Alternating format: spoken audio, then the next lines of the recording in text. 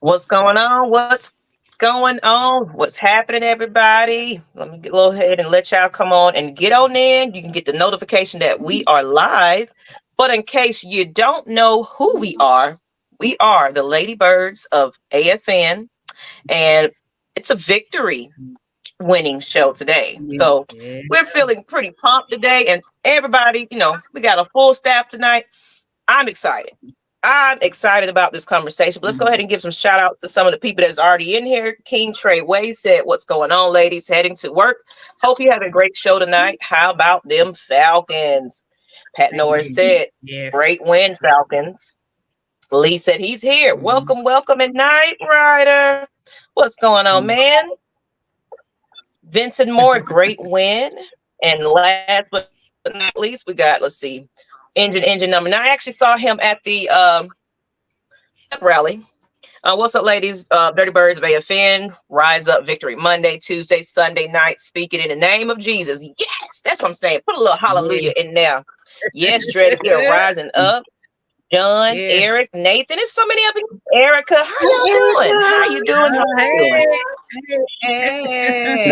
Welcome. Hello, so we're getting ready to get started. But let's introduce the ladies of the hour. Right next to me, this way. Who do we have? Is that me? That's you, Christy. That's you, Christy. I'm doing my, airport signals. From South Mississippi, Sip Dirty in the house. Hey. Oh, we got Matt Mike in here squeezing in. What's going on, Matt Mike? I think this is something that I wanted to do. I was going to do the comment on it, but I think this is an interesting topic.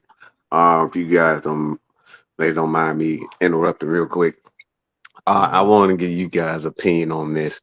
Some people are under the impression that the Atlanta Falcons, that they're saying the Atlanta Falcons, that the Eagles gave the lead away rather than us actually winning it. So I want you ladies take on that particular point. So I'm saying this all the way around. So I want to get you guys out, and I'll hop off. I just want that take on that.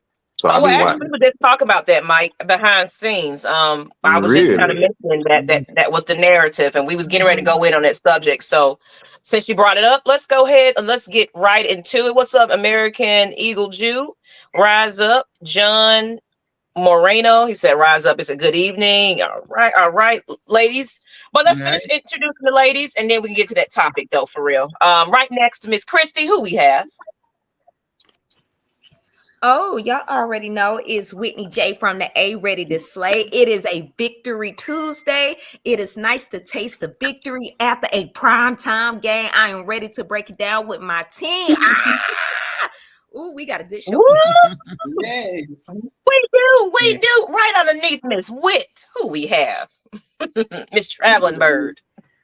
Oh, it's Auntie Pam. I was live at that game. I'm but really excited for that victory. Great trip. But I love to tell y'all more about it into the later on in the show. Oh, yeah. We want to hear about your experiences there because, we shut them down. And Miss Asia, let us know who you are. Tell us a little about yourself in case nobody know who you are. But I'm pretty sure a lot of these guys and ladies are familiar with these faces by this time. Everybody, it's Asia from the A. Thank God for that victory we had last night. I'm excited for what we have to talk about tonight. And it's good to be here on a good Tuesday night. Okay. Well, got all the introductions away. Like I said, this is the Lady Birds of AFN. What's up, Coach Unchained, Eric Mack? Since Mike brought it up, the narrative out there that pretty much the Eagles pretty much dropped the ball at the end of the game and handed us the victory. What are you guys' opinions on that?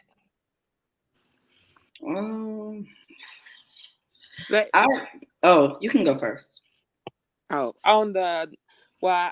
agree with him that on the national media front, they were they're talking more in the terms of how could the Eagles lose to us. However, in the first quarter, both teams failed to convert on third downs. For us, it was 0-2. We were 0-2 for third downs, but however, the Eagles were 0-3. Both quarterbacks had just as many. Hurts had just as many failed attempts when you're looking at the number of times that for passing in the first and second quarter. So everybody's failed to talk about that a little bit in some of the penalties that also occurred on both. However, it just seems like how could they not win this game? Actually, they had more penalties than we did. Yes, Let's just put that out there. right. And it was similarly for, especially in the first quarter, they had more failed attempts at converting the third down. So I was just wondering, no one ever talked about that from the national media standpoint. Oh, we got a new member, Vincent Moore. Thank you for signing up to Atlanta Falcons Nation membership. We're excited to have you there. A lot of exclusive things coming with that membership soon. Just keep it posted. Look, super chats, whatever you guys are contributing to it, we appreciate you. But okay, let's go ahead. Since Christy went on ahead, what do you feel about the narrative that's going on about this win? It's kind of annoying to me. Instead of giving the Falcons props for being able to take advantage of their missed opportunity. This is football. This is the National Football League. It's going to be drops. It's going to be interceptions. They're going to be fumbles. It's going to be turnovers. But it's up to the other team to be able to convert it on points. We converted on a game-winning drive. The fact is, a lot of people doubted that Kirk could even do that. They were naming the stats about his record in prime time. It's just no way that they're going to do it, and all these things like that. And yes, during the game, Jalen Hurts with his feet got out there. I got out there behinds. I mean, he literally was he was second in rushing behind Saquon Barkley. So it's like, okay, yes, he dropped the pass. Yes, you guys should have been running. We know how that feels when you should have ran, but you didn't run situation. But that was a mistake on their end. That has nothing to do with us. We came with the W. Give us our props. Stop making it about the Eagles. He is the Eagles. Okay, they lost the game. It's week 2. Highlight that we won, that y'all doubted us. Like somebody said, E stood for Eagles, and ESPN. It just moved the hell on. Like that's frustrating to me as a fan to know that even in prime time when we earned it, we have a good quarterback. Yes, we had a shaky week 1, but until those numbers read 0-0-0-0, every team can win the game. It is what it is. It's any man's ball game at the end of the day, at the end of the season. Now I want to commend somebody sent me a clip, one of my good friends. It was Peyton Manning, Matt Ryan. I saw that. Eli. Oh, I saw that. I should have watched them on commentary because that excitement at the end. Matt Ryan was out there, but like he was, he on the field or something. They were too excited about that fourth quarter. So it's like, I appreciate good analysis that will really, they had us as the underdogs the entire time. Everybody just counted us out, of course, based on the first game. But it's like, first game, roughness, kinks to work out, things like that. Of course, we got a crazy set of opponents coming up. So we had to step it up. We had to do what we had to do. So, Ms. Pam, give us your opinion about the narrative. Okay, 2 things I'm going to say the Eagles made a mistake on. In their first drive, they were 4th and 1 and went for it. Instead of kicking the field goal, they went for it and didn't get it. That was 3 points that was left on the board that could easily won the game for them. That's number 1. Number 2, your mistake was when Barkley didn't catch that ball in the, the fourth quarter. He didn't catch the ball, and they kicked the field goal. You left 1 minute and 40 seconds on the clock for Mr. Kirk Cousins to drive down the field on a 2-minute thing to score. So I give credit where credit due. Atlanta deserved to win this game based on that. Exactly, because it could have been a lot. It could have been a lot worse because there was a lot of missed tackles, a lot of it was a lot of things that could have been done. For one thing, we can get right into. I'm gonna get into the coaching part in a minute, but I have some things about certain things that I was noticing. It's like, why are we throwing the ball? I mean, it was like, I forgot what quarter. I don't know, it was a third quarter or what, but we threw it a few times, and it's like, just pass the fucking ball. What are you doing, coach? I was a little heated about some things, some play calling. I'm not gonna lie, but go ahead, Miss Asia, give us your opinion about the Eagles handing us the game. I think it's ridiculous too, because the Falcons, they deserve the win that they got, basically, because after what we saw on the field, Kirk Cousins, he proved himself to everybody.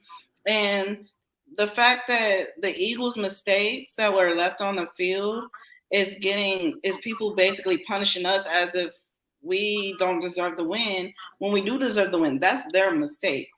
That's something they got to clean up. That has nothing to do with us. So it's not them handing us the win. We just executed. We see what we needed to do at halftime. Yep. Kirk saw what he needed to do. He read the secondary for the Eagles, and he did what he had to do. He started passing. He noticed the passing started working. People were catching the balls. Ray McLeod passing it to Bijan Robinson, doing handoffs. And the secondary for the Eagles looked clueless. So I don't think it was handed off. They weren't aware of what we were coming back with after the half. And I see what Facts Over Feeling said. We got to give credit to the offensive line. I was really critical on that online. They absolutely dominated last night. I want to give a shout out to Drew Dahlman. He was very good. Okay. We got some more comments that said they still had a chance to stop us, but they didn't. Them fools be hating hard. Yeah, absolutely. And John said that was a great clip. Matt was trying to be unbiased and he failed miserably. And that's why I said he was over there like a kid in the candy store. Like, yeah, really did. He was really into that thing. He was calling it. But you know what? I love Matt Ryan, not only because, of course, I'm biased, but he idolized Peyton Manning. So for him to be sitting there with a great person that called games, and he's a good, like, if you ever listen to Peyton Manning do film study and things like that when he was doing those episodes, that man is freaking intelligent. And for Matt Ryan to kind of wanted to follow behind his steps and things like that, it's a big deal to me because I knew how important he was to him. So for all of them to be on that panel, it was amazing. So even though we missed them, it's okay. But Brian said them morning boys, the Manning boys and Matty Ice did their thing. The hell with the Bucks and yeah.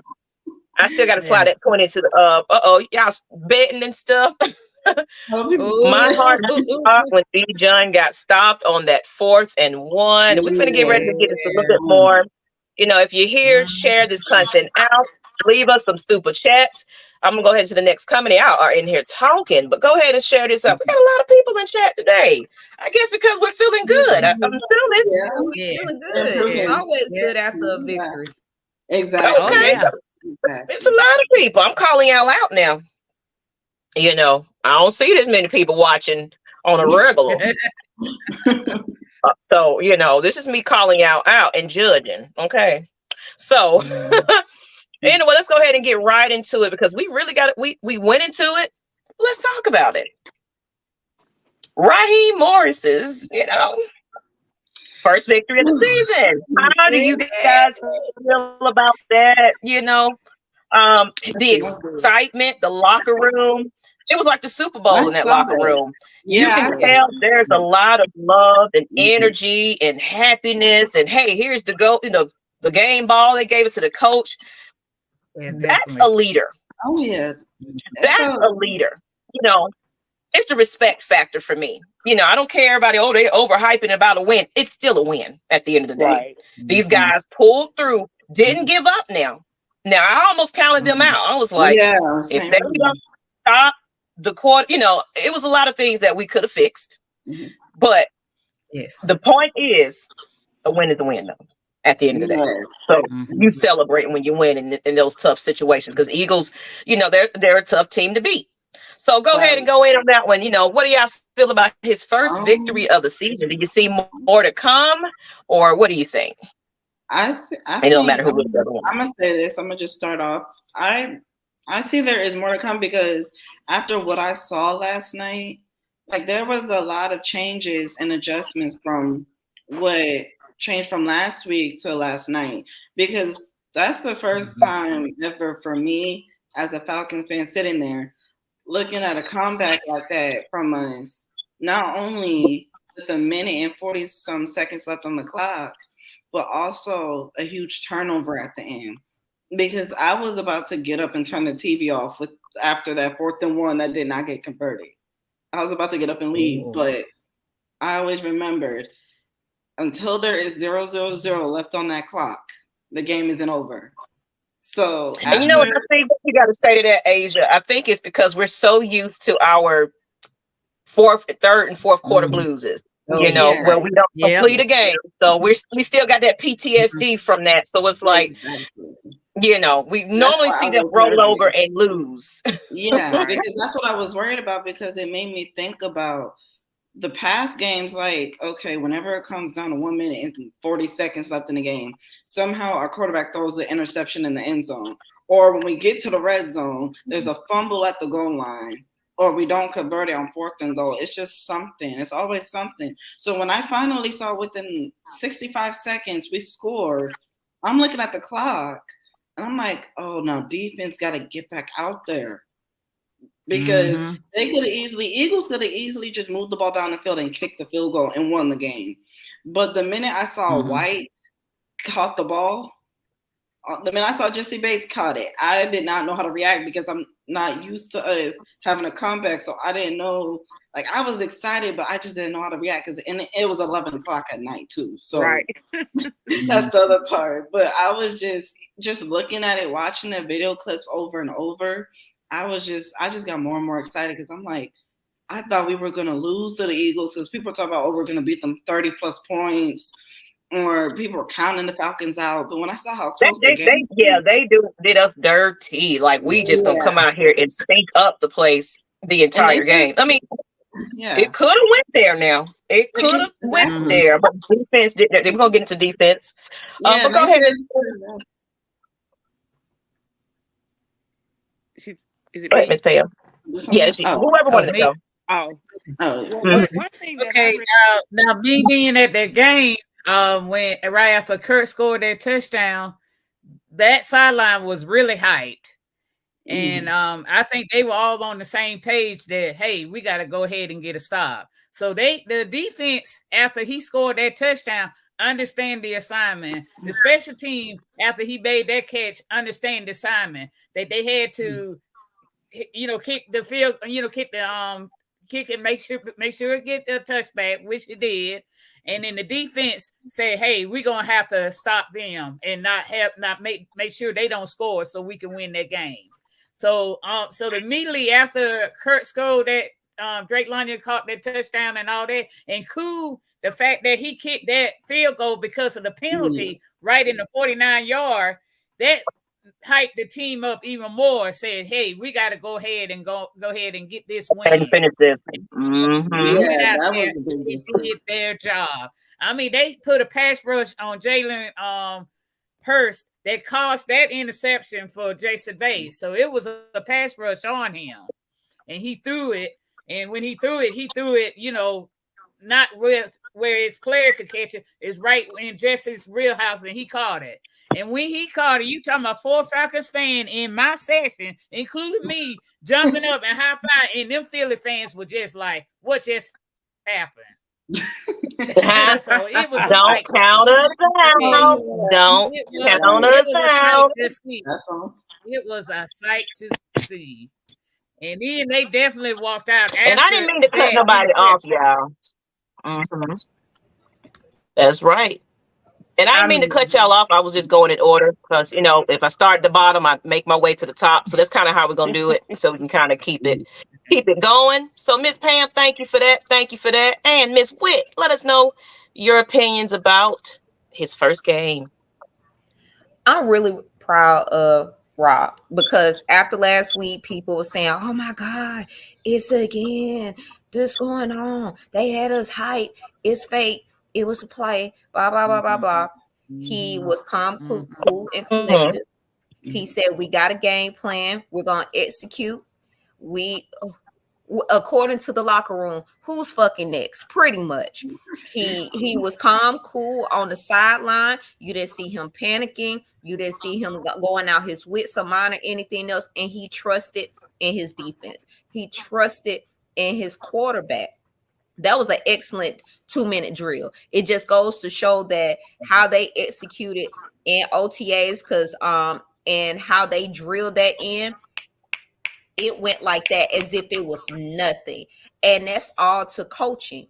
They was hype. You could see that. We all know when the offense make a play, the defense get hype. When the defense make a hell of a play, the offense get a hype. And you saw that Russ fall off of Kirk. And you saw that Raw was just like, we about to get it in.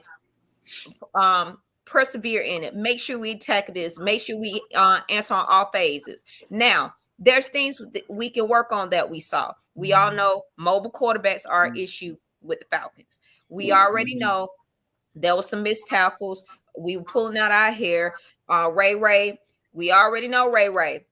If somebody do something to you and you retaliate, 9 times out of 10, they're going to get the second person who throws it. I hate that we got that penalty. Yeah. Why does it kept it? No matter how many penalties the Eagles got, it's somehow, some way, the big penalties that was needed, they didn't get called. But we'll discuss that at a later time. But I'm really proud of how the team executed. Again, on to the next. We got the Kansas City Chiefs. I'm ready to see how the coaching staff and Raw are able to get the boys back in order. Let them know Monday nights behind us, Sunday nights in front of us. Rise up. Rise up. And Miss Christie. Then I'm gonna give some comments out. Go ahead and tell us what your thoughts on Raheem the Dreams first Uh, win. One of the things that I looked at, not only from watching the game, it sort of took me back to like that 15 to 17, um, 2015 through 17 season. Did they allow them to the players to figure out plays for themselves versus the coordinators calling the plays?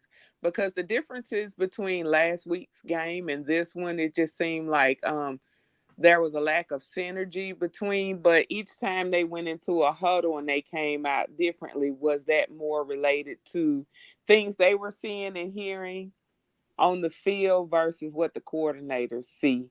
Because you could see such a big difference. It reminded me of those winning seasons that we had, where what everyone expected the players to do, they did something differently. And if you look at especially those last 2 minutes, all I could think of was Johnny Taylor's last $2. It's sort of singing in my ears about those last 2 minutes. I was like, Whitney, what you said, something about those last 2 minutes, did Kurt, open up one of those golden honey packs and slap on some Manscaped? What happened in those last 2 minutes where he got a little turned up. But if you look at that third and fourth quarter, they never could figure out, in the previous game, Bijan had been such a focus. They didn't know who he was passing to. They didn't know who he was throwing to. And I think that's the synopsis of what has happened to this point, is that you never knew what Coach Raheem's plans were, because they never really talked about it when they shut out a lot of fans from some of the practices. Just think about, if you go back to the things that he said from the beginning, when he was hired to that first locker room. He said, we will give you everything that you need to optimize your performance. It's going to be up to Absolutely. you to demonstrate. Now, Terry has consistently said over the next year, we will continue to rotate out players until we find the best fit. And I think Love it. whatever that they was given, like anything that they needed to make those changes this week, we saw that.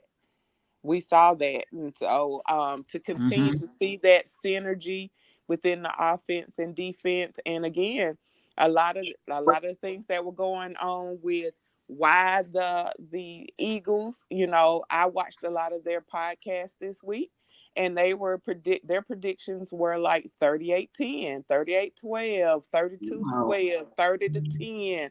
So it was numbers like that, and you can't hear the the buzzard say anything this week. So I think that's something to contend with, not only for us but across our division. It looks like is that change is coming within the NFC South.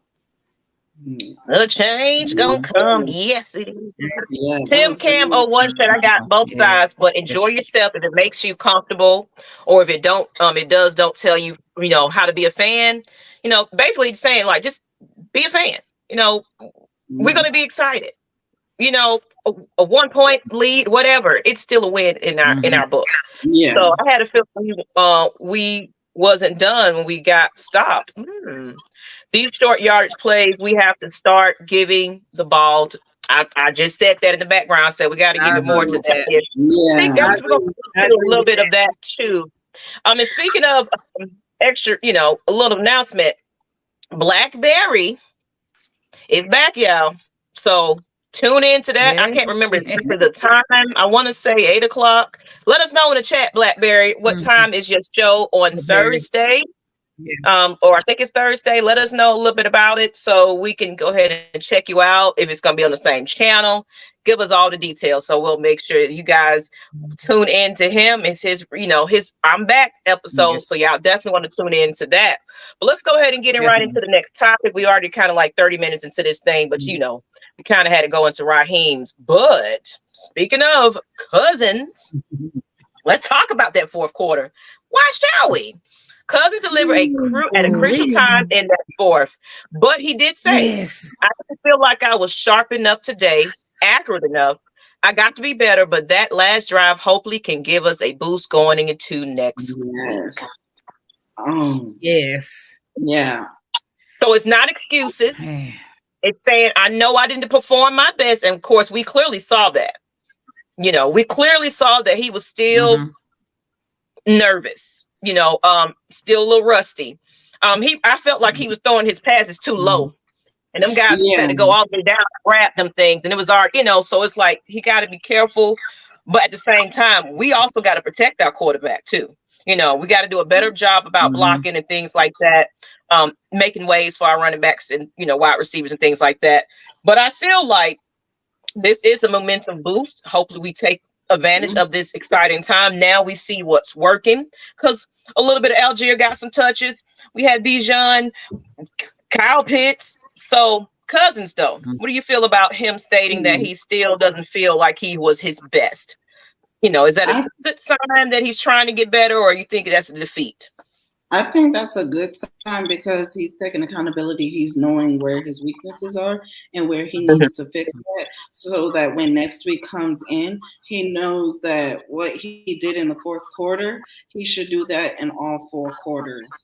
So I love that confidence booster, because I could tell at the end of the game when I was watching it on Instagram, I saw the momentum change and the players' face expressions in the locker room and how hyped they were. I've never seen the Falcons that hyped in a long time. So, they were the same way after he scored that touch, through their touchdown pass. I'm telling you, that sideline was real hyped. Oh yeah, I can tell, because so that same energy carried on. Yeah.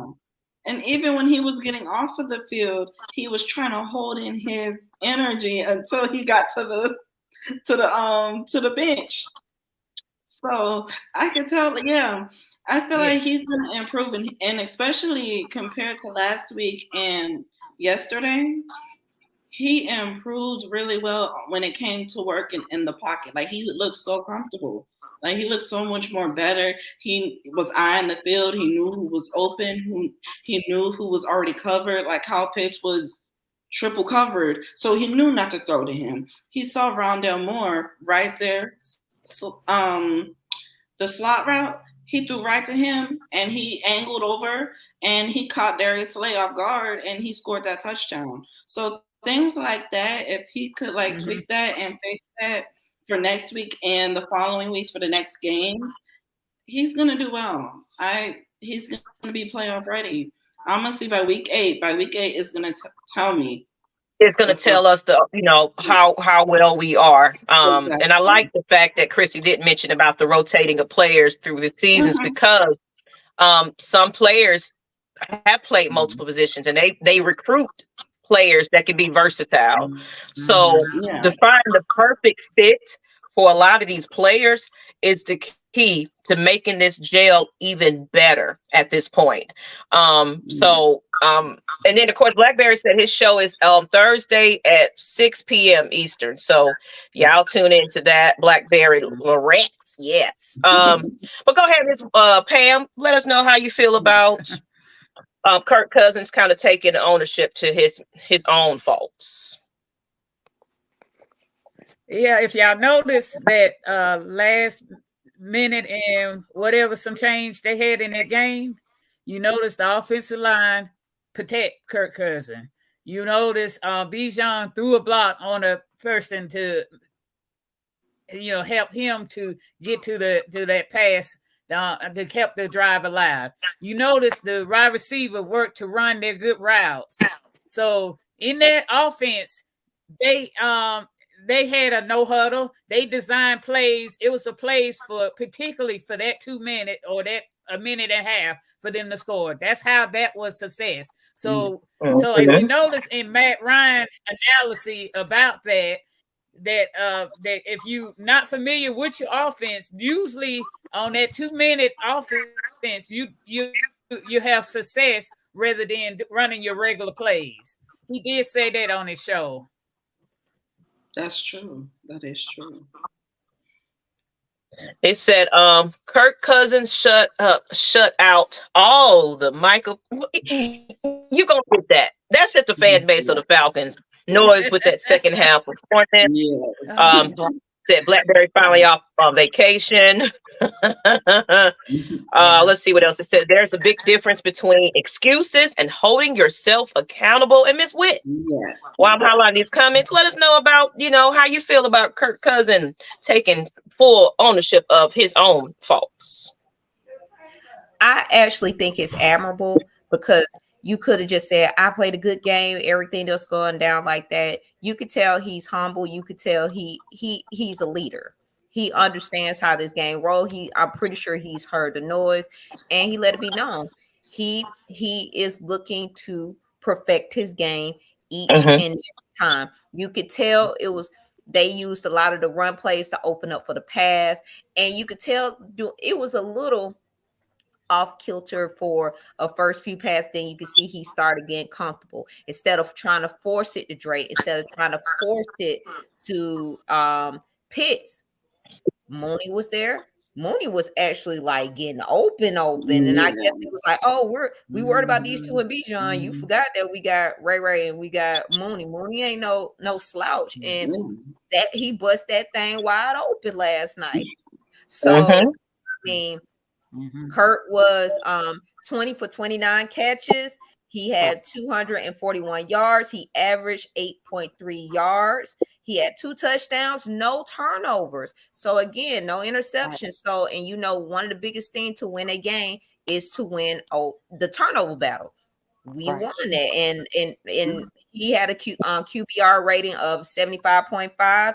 I mean, he's doing much better, and you could tell he got more and more comfortable doing the game. Now, I was watching some of the clips, and people were saying, oh, maybe because he coming off that Achilles injury, he's going from playing on turf, which we have at home, to playing on natural grass that they have at Lincoln. So I'm like, maybe so. Maybe that is something to look at. But I mean, we got turf. A lot of people got turf. Maybe that's what he needed to be able to get the itchy eyes out. Whatever it is, he's gonna perfect it. And I think they've awakened a beast, because when he got off that field and he threw that helmet down and he was excited, you could tell. And I could also tell that he's going through his progressions because he's getting time. Shout out to the offensive line. Now, Lindstrom let that little sack go through. I didn't appreciate that. However, I mean, things happen, but you could tell he was comfortable. He did. That defense made a good move on Lindstrom. I know when Matt was watching that. Yeah. I know when Matt was watching that, he was like, God damn, why I didn't have this back in 2016. I know. It was like he wanted to suit up. But I'm happy Matt was able to do the color commentary with Peyton and with Eli, and even though Bill Belichick with his, but it was beautiful to see. I like the fact is that he's not resting on this win. He's ready to get more, and we hear Kirk Cole, we hear Kirk Cole Chains, we here for it. Yeah, that's right. And before we get to Christy, it was a couple of comments because I mentioned that he was throwing a little too low, and I felt like if he didn't throw it so low, we might have got a couple more yards to that red zone. So I think once he kind of get his throwing ability back and feeling more comfortable in the in that pocket and things like that, I think he's going to be just all right. I felt like he was getting the rust knocked off, and then I like the fact that they even mentioned it was like, look how he was just straight to, he was tunnel vision. It was like, wait, we ain't got time to waste. Let's do it. Let's move. Let's get in formation. Let's go. And that, that was the pressure that we needed. We needed to see what Kirk can do in pressure like that, knowing that the game is on the line. It's your time to shine. Yeah, so he had the opportunity and he did just that. So Christy, what do you feel about Kirk Cousins taking ownership? Well, last week he said something quite similar, and it wasn't 24 to 48 hours before we saw the videos of him going through those snap progressions. And he mentioned during the week, hey, I got a quarterback coach, and he talked about working with them, and they're also working with the offense. So what we saw last night was a lot of synergy between him and other members of the offense. And that's going to make a big difference, especially in the fourth week against the Saints, because if any of you watch that game, there's a lot of synergy. They're in sync with one another, and they're learning each other. And that's one of the things that we even said last week. It's one of the things that needs to be done in order for to see more success within this team. And I think one of the things that no one is talking about, even in that aspect, is how long was our defense on the field. And they looked a little burnt out in the fourth. So to see in the fourth quarter, to see the offense step up with Kirk Cousins at the helm of the fourth quarter, and them taking more of that control in the last 2 minutes was very important, especially when you burn out your defense. Shout out to them, because they were making the hits over the last 2.5 years with those white uniforms on. They were leaving out clean a lot of times, and by the fourth quarter, you could tell they was a little tired and burned out. So to see the offense step up the way they did was evident in a lot of the things that he said. It's a work in progress. Absolutely. And Alberto said, hey, lady, I'm selling he said 2024 Falcons fan kit, blood pressure pills, sore throat tea, and home damage insurance. Don't forget a little bit of alcohol, because, Lord, I needed a couple of shots right after that. The cardiac burst. Cardiac burst. But I love we can't run the ball on the let's see what Big A is that exactly with Captain Kirk is the perfect leader for this team to progress throughout the season. Falcons offensive line got to deal with Chris Jones. That's a tough matchup, and that's right. We're going to be prepared, guys. Now we're going to take that momentum, and get better. One thing I can say, offense, it takes them a couple of games to kind of really, because you got to trust your receivers. You also got to trust the center that's throwing it to you at the same time. And if it's the B. Johns, if it's the one man pony show, you don't expect it to come to you. So it's like when it do come to you, what you gonna do? Let's get right into the next topic though. Let's keep it moving right along. Let's talk about, we still talking about offense. Tyler Algier got 9 carries to Bijan Robinson's 14 in Monday night's game win over the Eagles. Let's talk. Well, we're still talking about offense, but let's keep it going. So I was yelling at the TV more. I was like, give it to Tyler. What are you doing? He needs to see it more. And then I guess they answered my prayers because it's like, there you go. It was a lot more for him. But we do got to spread it out a little bit more, you know. Yeah, that's my opinion. But yeah, what y'all think about, you know, seeing Tyler kind of get a couple of carries himself?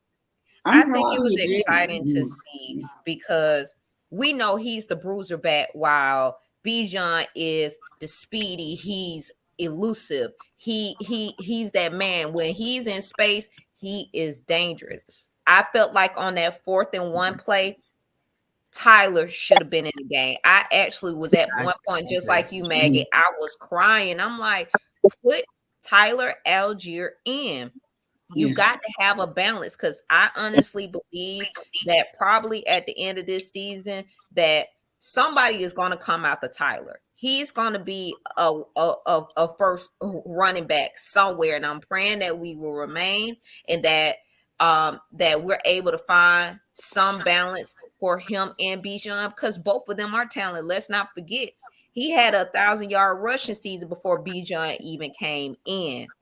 He is that dude, and when he's going, oh, that is a Mack truck, and you might want to stay out his way. And it was clearly stay when he blew one of them Eagles back. I was laughing.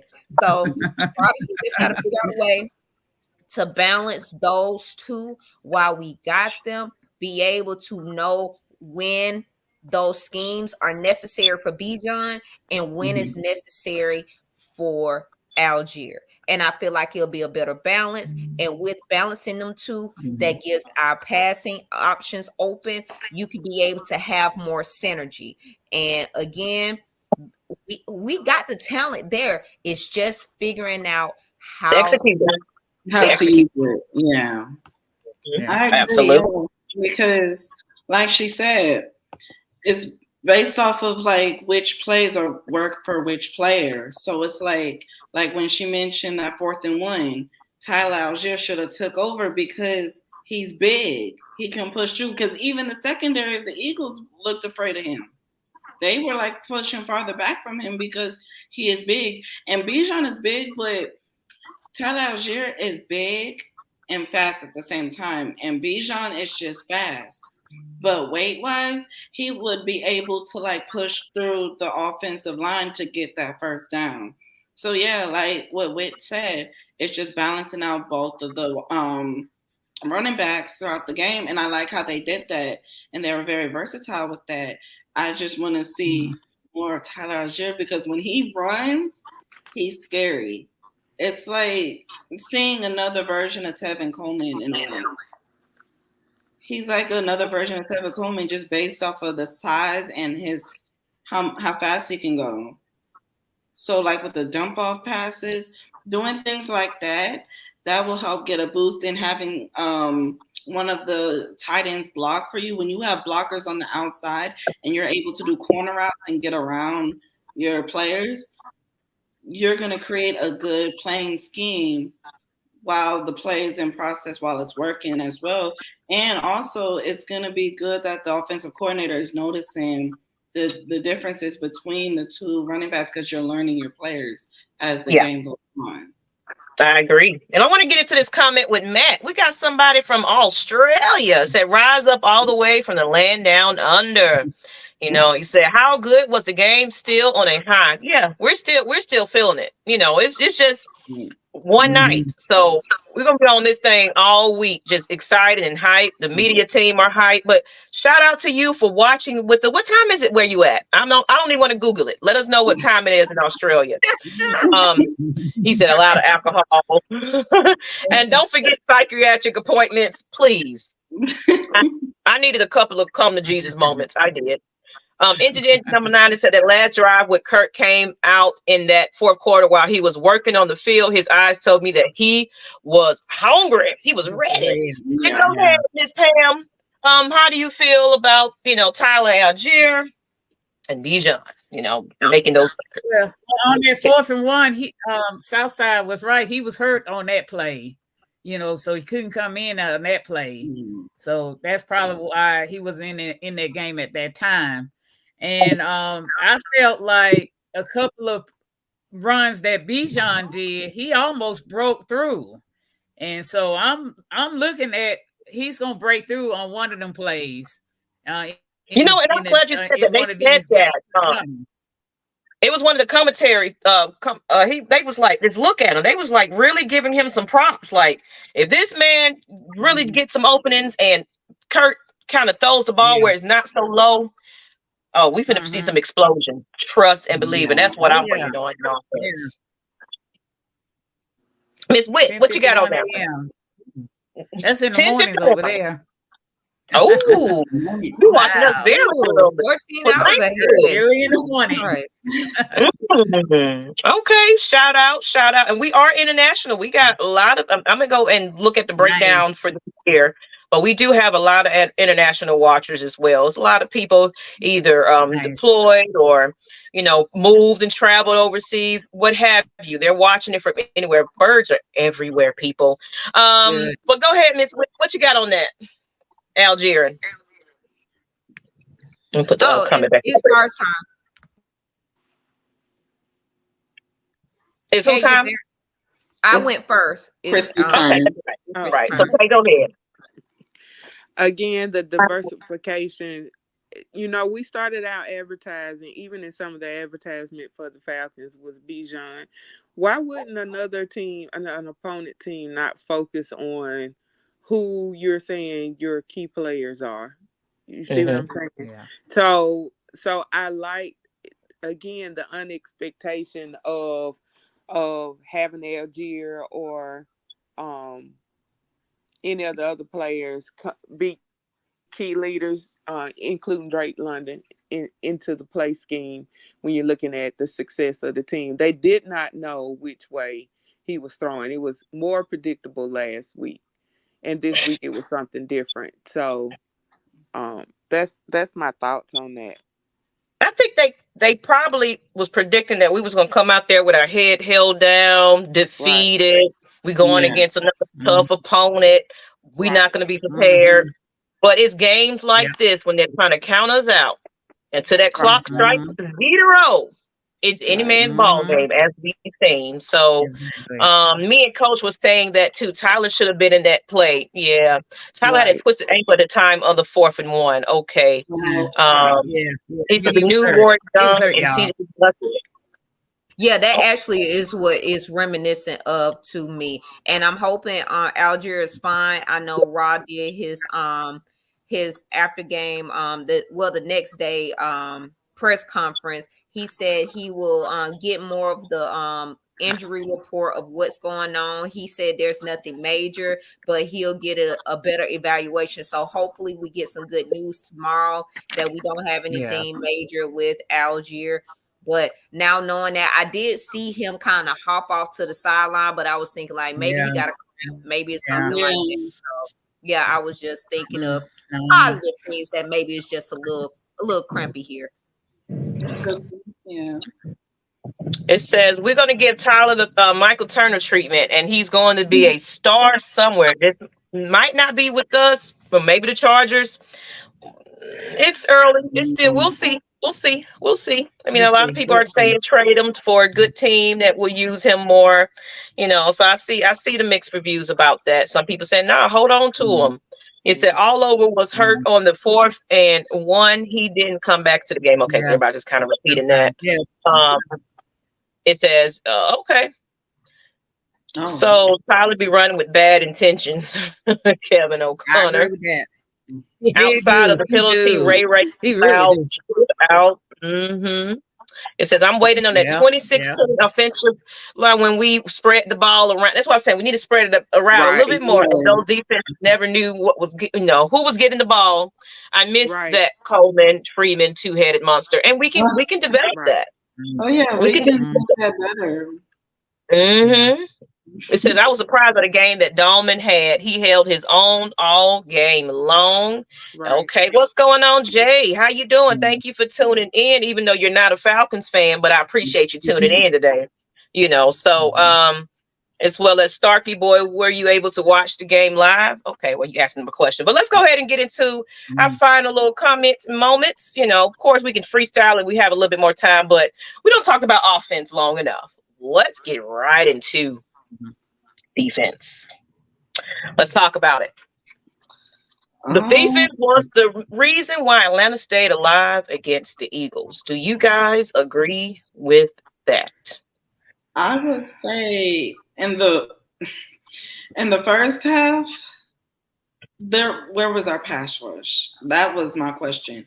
They had Jalen Hurts running all over the place, and then we were giving up big plays when he's throwing the ball deep. We were giving that up, and I think the missing of Nate Landman was an impact-heavy part of the defense. Some I noticed, but I will say Judon, he's a star. He is a beast. He is someone that we needed, because with those two, I think he had like 1.5 sacks last night. What he did last night with pressuring the quarterback, I was shocked. And I think it was the second half when everything changed. The defense started developing. They started seeing how Jalen Hurts was moving the ball around, and Saquon Barkley. We got to work on our running game. That was their two-headed monster right there. Yes. And even the press was even saying before the game started, y'all better be on the lookout for Saquon Barkley because he can run. And when you give that ball to him, you got to be prepared and ready to tackle him. There was a few times where we were able to tackle him, but there was times where he would outrun us and we would have to play catch up and get to him. And it would have to take the safeties to tackle him because our D-line would not get to him quick enough. Right. Mm-hmm. So I would say the second half was a huge game changer for the defense when keeping us in the game, because we only held them to 2 touchdowns. If you think about it, we only held them to 2 touchdowns and a field goal or 2. So it wasn't like they blew us out. It was an evenly balanced game, I would have to say, in the second half. The first half was just straight sloppy, but the second half, everybody they came together. They said what they needed to do for the second half. They came out, they executed, and just the Falcons, they just knew what they were doing, and that's how they were able to win the game with that turnover. And it seems like every time when it comes down to last minute plays and last minute scores, Atlanta's defense always knows how to respond with an interception. Every time it just seems like that every time I watch them play when it comes down to games like these. And it's always the Eagles. We either sack the quarterback on a 4th down or we get a last minute interception to seal the game. But that's my take on it. Okay, Miss Pam, what you got on the defense? Seeing it in person, like I said, it in the previous comment that I made, right after that touchdown, that the whole team was really, really hyped, and they were all on a mission to go ahead and try to win, try to hold. The defense even was on a hype saying, hey, we got to get a turnover, or we got to make a stop or something, So I think that last minute of the game, the whole team pretty much came together on, sealing the deal for the win, pretty much. Me seeing that live and see how they react to whatever was going on the field and all that. And even Raheem Morris was all into it. So the whole team was pretty much all, on that agenda that they were going to win that game at the end. And that's what I was happy about. Like, they didn't give up. Yeah. They didn't give up. Yeah. Mm-hmm. Miss Witt, what you got on the defense? I'm very proud of our defense. I know a lot of people get irritated that we're on the bend, don't break type of situation, but I'm like, you got to admit, for the last 2 years, our defense have put the league on notice. Yes, we're going to give up plays sometime. That's going to be with any defense. I mean, but we see the progression. And also, just to note, Jesse Bates, you deserve every penny that we gave you. We deserve every penny. You actually saw that even with Judon being there, his signing made a difference on the line. We made Hurts uncomfortable yesterday. That was the first time I seen that in a long time where he made him uncomfortable. We made him use his legs for him to be the second in rushing yards. I mean, I don't like that we missed some tackles. Troy, I'm looking at you. I didn't like the fact is that the penalties, if I'm not mistaken, we were three penalties for 40 yards yesterday. Of course, Ray with his situation. I mean, I understand the heat of the moment, but those things shouldn't done. But kudos to the defense because, like somebody said in the chat, for 8 quarters, we've only given up 2 touchdowns. Right. Exactly. They've made stops on 4th downs. They literally, I know everybody loves to tush push. I don't like to tush push. I don't like I hate that. I hate that. Stand in the paint. They're letting people be known. It's just making sure we get into that line, making sure we understand it. But Jesse Bates and Simmons, that secondary, they are the crash out crew for real. I mean, we can still talk about the CB situation and how we feel about AJ every now and then. AJ be up and AJ be down, but AJ still around and he tackles when needed. So I ain't gonna put the pits on like a lot of people when it comes to AJ Terrell. But I'm very proud of our defense. I am like they did what needed to be done. I don't care what they keep saying about, oh, they got stopped on this and Saquon, if he would have caught the ball, he didn't catch the ball. We'll never know. We'll never know. So it is what it is. They said they were double teaming Grady damn near all game. They made sure Grady didn't. Yes. Yeah. Get that man cooking. It's over with. That's right. And Miss Christy, what do you got on that defense, ma'am? Yeah, but Grady was still slinging them like rag dolls, and that again, looking at the third quarter, especially again being unable to convert those third downs, and then going into that third quarter, we ended the third quarter ahead, and really putting that pressure on Hurts, Saquon, and Smith. If you rewatch this game, because I rewatched it and I was laughing. When you look at the end of the third quarter into the fourth, they weren't expecting as many licks that they were getting. They were getting hammered, and you can hear the hits. And when you can hear those hits, you know that our defense was buzzing. I agree that the defensive line need to put more pressure quickly, especially on those quarterbacks. Especially going into this game into week 3, it's going to be very pivotal with them being as physical as they have been. And I think it's capturing a lot of attention across the country because, again, the same shock the Steelers got, it's the same shock that the Eagles got. And we can't forget, there's no talk about our defense, but I think that's going to be the silent killer that nobody is looking for. And said it was a Richie Grant sighting last night. He played good too. Right. I like it. No cap. I mean, it worked 88% of the time.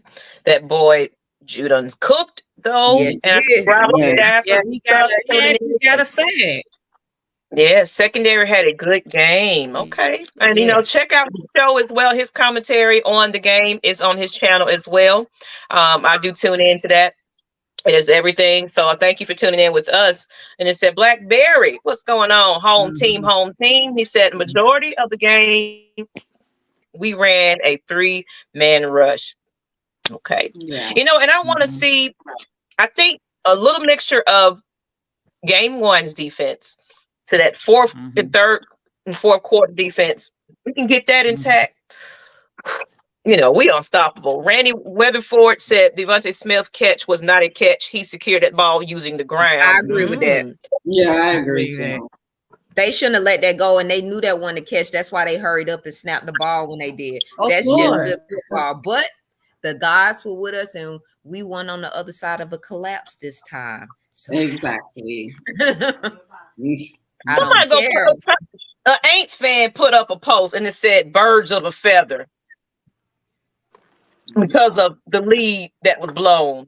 Some birds. It's the Falcons and the Eagles. They're two birds. Like the Saints over here laughing and they probably mad and jealous that we still won. So it's like it's anybody's ball game in the NFC South. Yeah, they got them next week.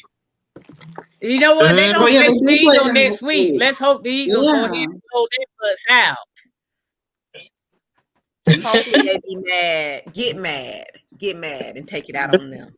That's right. It said Bates had a break up in the end zone on Smith. That was beautiful technique. Yes, that's right. I can't stand them. Yes. Really can't. I can't. So, Miss Pam, let's go into your experience being there. Let's hear it a little bit. I seen you was on a yacht and all kinds of stuff going on. Man, she was living her best life in Philadelphia. Did you get a cheesesteak and all that? Tell us about your travels. I did. Okay, of course, I went with my good friend Alicia. She is from Philly, and I didn't want to go up there by myself, knowing the fan base and all that. But actually, this was a positive experience because I ran into some nice Philly fan actually after the game because they acknowledged, they said congratulate on the win, and of course I acknowledged them. I said, well, y'all Philadelphia Phillies look like it's going to win the division, because they doing good. And he said, yeah, they lost he told me they lost the game, and I didn't know that at the time. But then he said, he was friendly. He said, but still good game. It was a great game and all that. So the majority of the fan that I met was kindly friendly, and congratulatory. And then I think at the end that you run into some fans that weren't too happy about the game, and then this was where we were looking for our Uber, the person to come pick us up in a hurry because they were just kind of getting, nasty. But other than that, it was a positive experience, and shout out. The internet jumped off. Give her time to get on, but let's go ahead and finish up some of these comments. It said that was Aints fans mad that we won the game last night. I put one of them in the place on Twitter. It says that Ray McLeod and Drake penalty was crazy. We'll give her time to get in. Desi Banks was in Philly. Oh, I didn't see it, but I seen a comment about it. He was last night messing with Eagles fans also. What's up about whatever? How you doing? Robert said, Bates, it's probably the best defensive pickup in Falcons history. Well worth the money. Did y'all see B-Jun clean that linebacker clock on the chip block? I saw that. Oh, yeah, I fell asleep. And then I fell asleep on Ray after Ray punch. Dude, what was up, man? I looked at that. I was like, what are you doing? What happened was after the play, dude snatched his mouth guard out his mouth, and the ref caught him punching. Yeah, that caught the second reaction, of course. Yeah, the second man action always gonna get you. Exactly. But speaking of that, a lot of noise around me that I was like, what the hell? I missed. I had turned my head. I just saw him doing this. I was like, wait, what did I miss? He got to control his temper because the second man is always going to be called. But speaking of that chip block, let's give a round of applause for Pitts blocking effectively yesterday. Also, Drake London was blocking effectively in the run coverage. I mean, Bijan, they were some blocking fools last night. I said, this is how you do it. This is what needs to be done. It was on all cylinders. Now I'm starting to get irritated with the kickoff. I'm just like, Yeah, I don't like the kickoff. I'm just like, where's the pizzazz? Where's the stuff Yeah. that y'all promised us that they're just gonna give us? Because it's basically the same thing it is for me. But I understand the purpose of limiting injuries. One of my friends who I actually went to college with, Ricardo Lockett, he was one of the people that unfortunately had to retire because he played with the Seattle Seahawks. He was hit on a kickoff, basically, and basically broke his neck. And if he would have moved on the field, he possibly would have passed. So it was unfortunate. He was playing the Cowboys. So I understand how dangerous those kickoffs can be. So I understand the purpose of them doing it, but it's just like it's not the excitement of kickoffs and the possible run back, touchdown, and all those things like that. It's not where it should be. Yeah. Okay, and it says Southside 12 said, now I'm okay with punching the ankle biter, CJ, because he deserves it. But Drake can't do a gun celebration, especially near the refs, you know. They were just, and Raheem was like, he's just excited. He's just excited, you know. And he even apologized right after. It was like, yeah, I know I fucked up, but I was just too hyped. And that's what you want them to be. But it's like, I'm getting sick of them trying to soften up this league. Let them boys celebrate. Let them enjoy themselves and be happy. You know, as long as nobody's at harm, y'all good to go. So other than that, let's talk about expectation. I was hoping that Pam must have lost her signal or something. But okay, so we got the momentum, we got the win. What are your expectations? We got KC, Taylor Swift gonna be visiting. So are you guys scared about this game? Like Mucho Grande said, we're not scared. We're not scared, but what are your opinions? What are your expectations for this upcoming game? I don't think we're scared of the Chiefs. And just basically because we're just going to go back to doing what we did yesterday. We're just going to go back to the drawing boards, look at video plays of how the Chiefs are, and knowing what to do, like once we get onto the field and know how to execute. Because I've seen the Chiefs, their defense, their pass defense is not good. They get outran by players. So that's going to actually be a strength for us because we got weapons. And one person we do got to be on the lookout for is Chris Jones.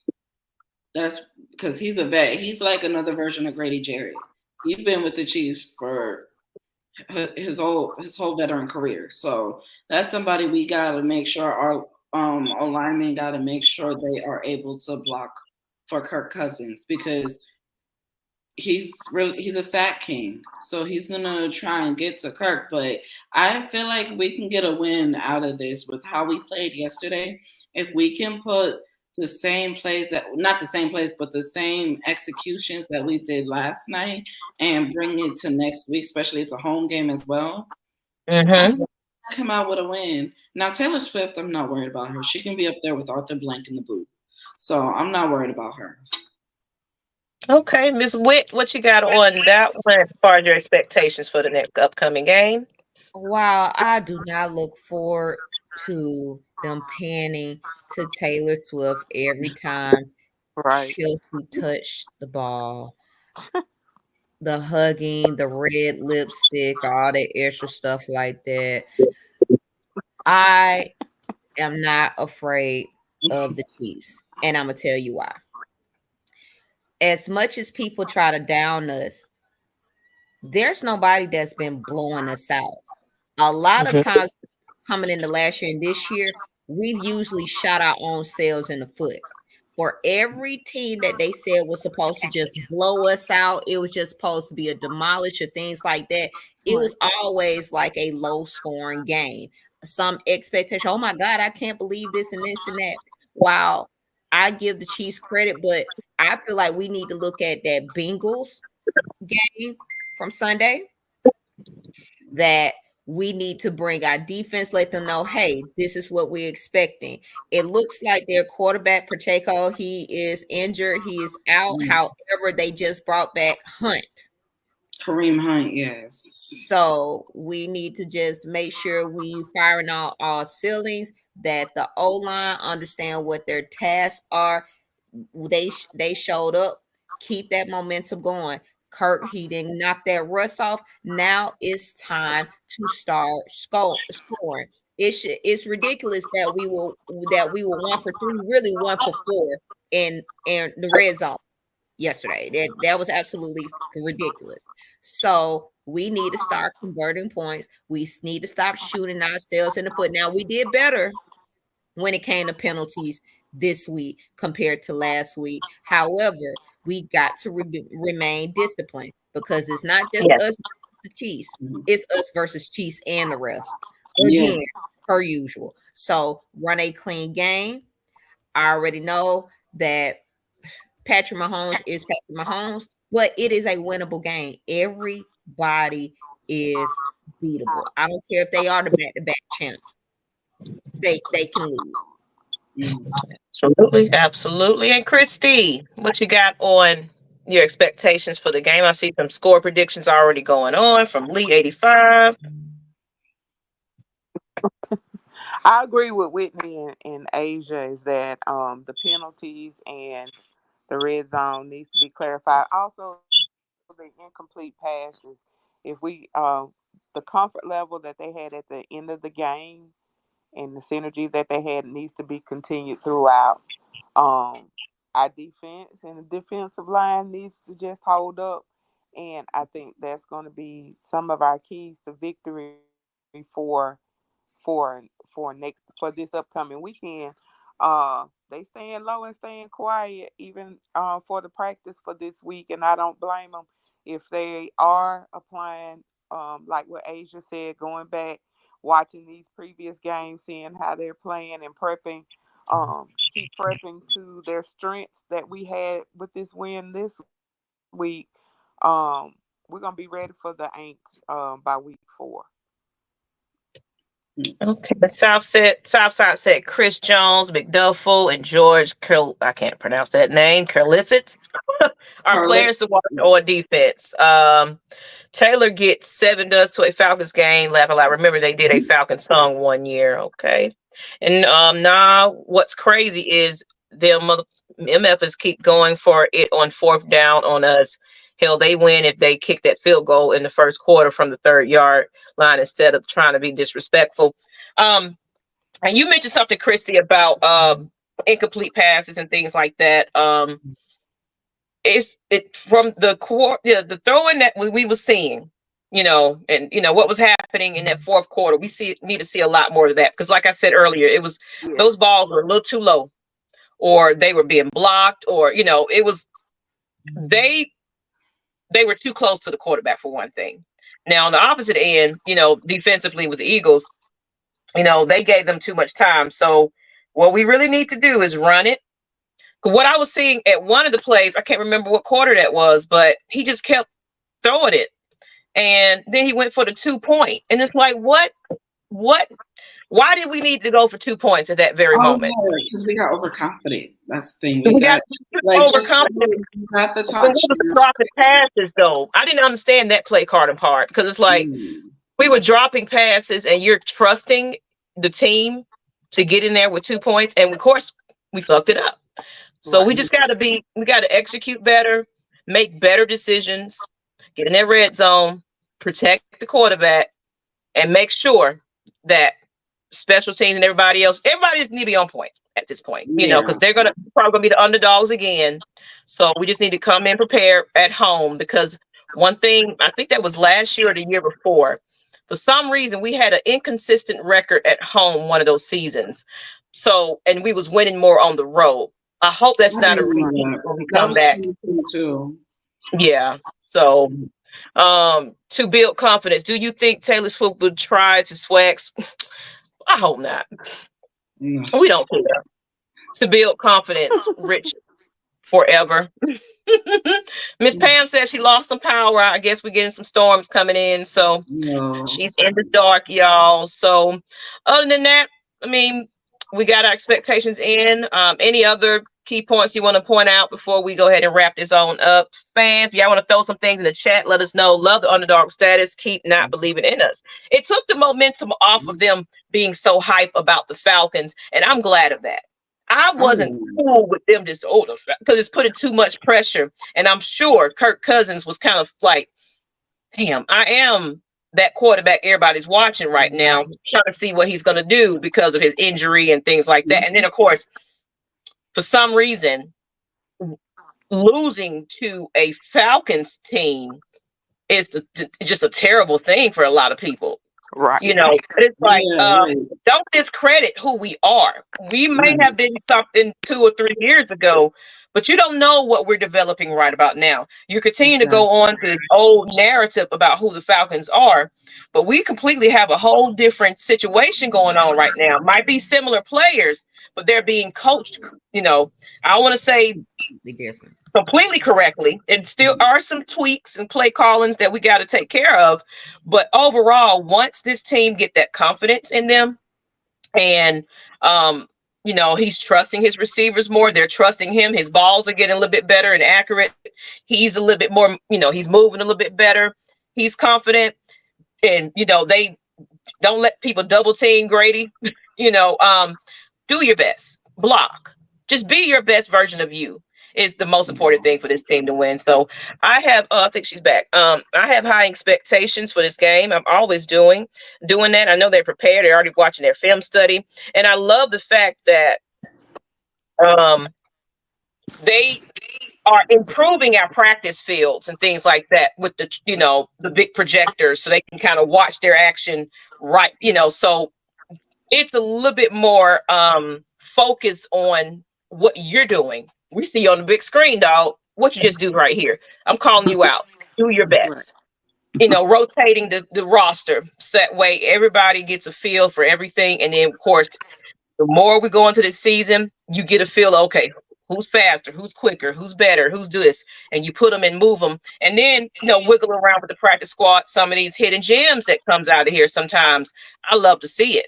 So, Miss Pam, are you back? We didn't really get your expectations or we was kind of in the middle of it. But go ahead, finish up. Shout out to the Rise Up Tour. Part of the ladies on that Rise Up Tour. We were on that Spirit of Philadelphia dinner boat tour, and and it was similar to the party bus that we went on downtown. They turned it up on that. Okay. But other than that, the whole trip was wonderful. But it ended well with that victory, I would say. I actually got a chance to go to get a Philly steak sandwich, and then also the Italian ice place. I got a chance to experience that too. Okay, then. Sounds like you had a good time. How was the Philly in Philly?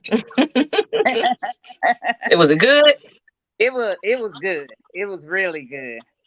That's good. They said, you know, you don't have a real Philly unless you go out there and get it. Exactly. So I wanted to hear your expectations. Now we don't heard about your trip. What are your expectations into this next game, home game? My expectation is for the whole team to come together. That's my expectation, to basically do their job on both offense, defense, and special teams. We're facing the Super Bowl champion team, and they're no joke. So I'm pretty sure Raheem and the coaching staff will have a plan to how to stop them. I'm expected to probably see the similar game that I see in Philly, because the first inning they were pretty much, you know, didn't score on each other and all that. It was a really tight game. So I felt it was gonna be a defensive game. I'm looking at it like that. So this is a defensive game. We couldn't get nothing on the board, but I agree with you there. Yeah. All right, Jerome. So ESPN was giving the Eagles good top all broadcast wrong and choked on their own words. Darcy boy said, "Great work, ladies. If I ever make it to the States, going to a tailgate party before a game is high on my list of things to do. Looks like so much fun. Beers, barbecues, and sports tailor made for Oh, Oh, absolutely. You know, absolutely. and we do have a tailgate. I haven't got the details of the next one, but the one we had was $25, all you can eat, or you walk up is 40. They had all kinds of projectors and things set up. I had a good time tailgating with that crew. But I think Jerome, I'm debating if I'm going to be going Sunday. I'll see. Of course, you know that's a Sunday night, and I got to get up in the Yeah. morning. I So it's took like Monday I'm off. debating. I'm debating, and I wish I could take Monday off, but shoot, I'm trying to save little PTO coins for just in case for special occasions or something. But other than that, you know, ladies, I appreciate you guys joining us tonight. We're probably gonna go ahead and wrap this on up because you know me, I don't like to go my bad over an hour and 30. Just give everybody their evening back on a Tuesday. So check out, I think Wednesday night is the heavy hitters, I want to say. Mhm. Blackberry is back. So his Yeah. show is going to be at 6 p.m. Eastern. Y'all tune into his channel.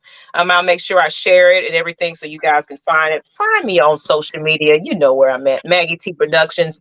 I just did a watch party. It was kind of last minute though. At the same spot we had the red and black party. And it turned out pretty nice. You know, they got the AC together. Thank you. Hallelujah. Thank you, Jesus. Kitchen ready and full fledged now. So it's a spacious spot. It's a great spot. So we're going to definitely have a redo of the red and black event again. So tune in to the next away game. If you can't travel on the road, we'll have a watch party at that location.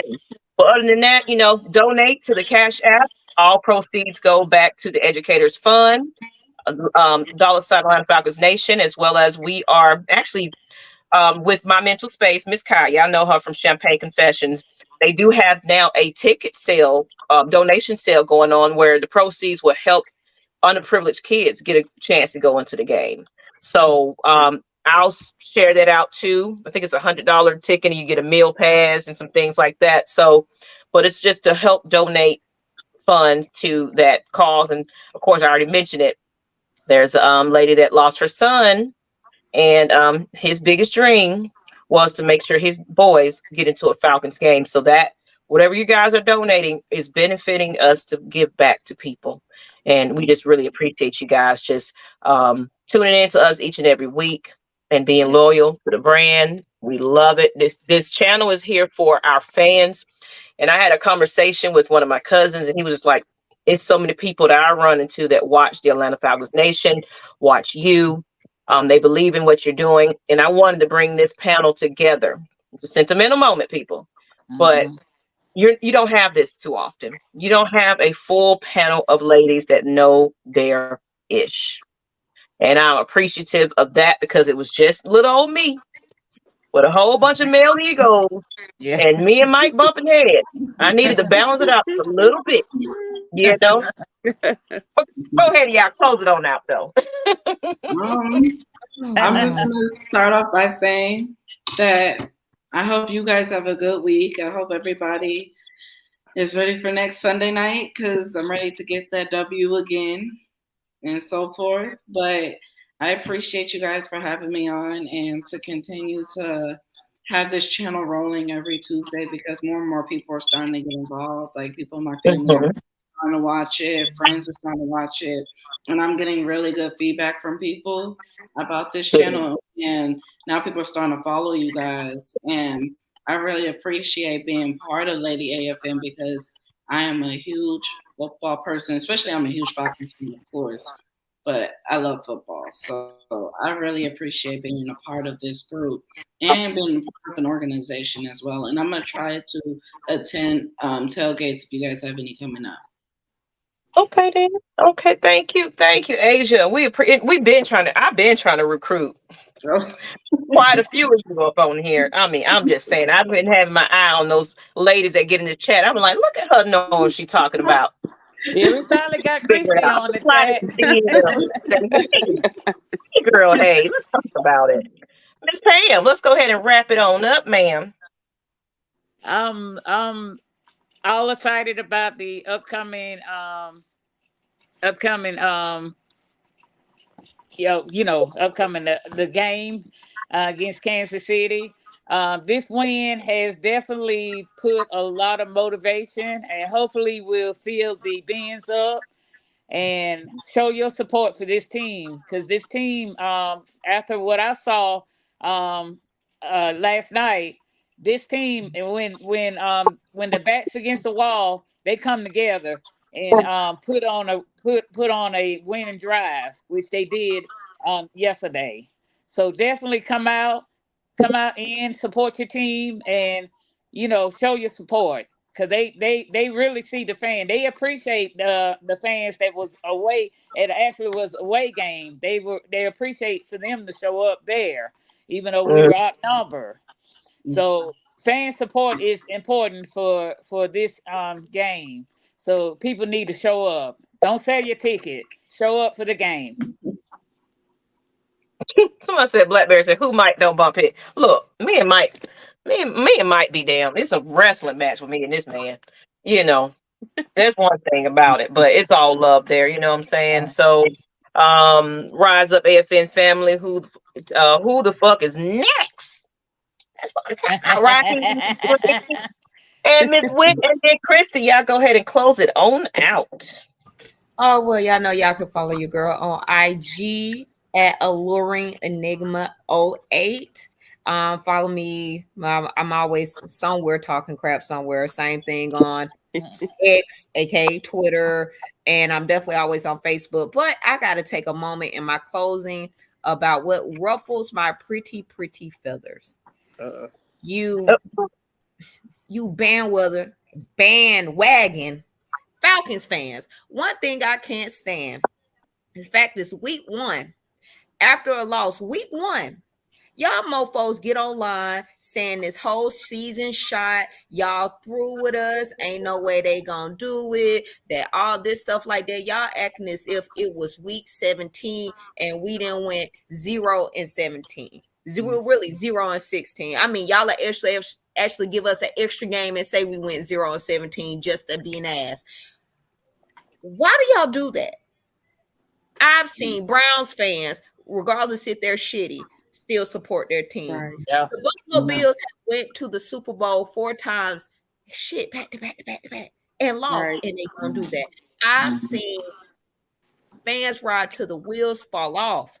I know we're tired, we want to ring and stuff like that, but y'all make it difficult for people to believe in us when we don't even believe in ourselves and believe in our team. And y'all spew that every time online. Then after this week, you want to have the biggest Falcon on your page. Oh, I knew it was going to happen and everything else like that. Shut the fuck up.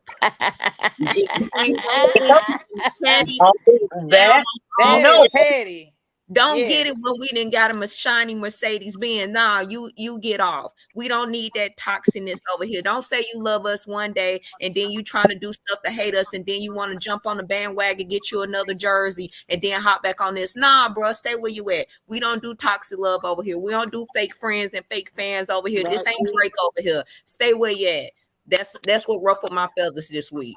Oh, right. I didn't even want mic to drop, but I'm finna drop something. Shoot, drop it.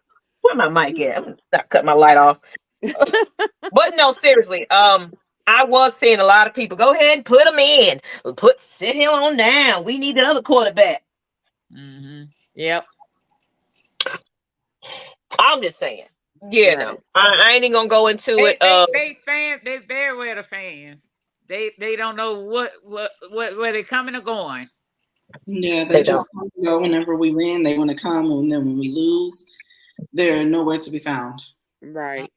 I said a lot of them on the timeline was like, where are all these Falcons fans coming from all of a sudden? Like a lot of people that were I ain't been seeing you. What you been doing? So, but and then they're fans of other teams. Yeah, my talent's gonna always be out on haters. Leave town, they back on being the fan base of the Falcons. Right. I'm gonna piggyback on what Whitney said. You know, if our team has to go out on that field for the next 15 more weeks, if they gotta go on that field with the expectation that they gotta win, then why can't fans? And so every week I'm going to root for us with the expectation that we're gonna win. Because again, I'm a girl child in the middle of ain'ts and cow pies. So I have no choice but to Ooh-wee. keep fighting. Goodness. I gotta fight back, Yeah. So hey, Yeah. hey, we I gonna know. win this game and the last game too. So I gotta stay in that mindset. They have to go on that field and they need fans with that same expectation and that same Exactly. type of support. Yes.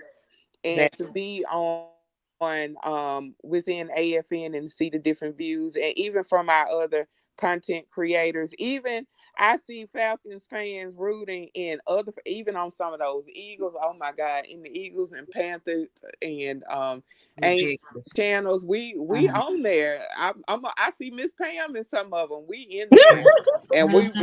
we are repping that red and black. And Mm-hmm. so I agree with Yep. Wit. If you ain't for it, get off. Exactly. This ain't the Oh, wagon for you.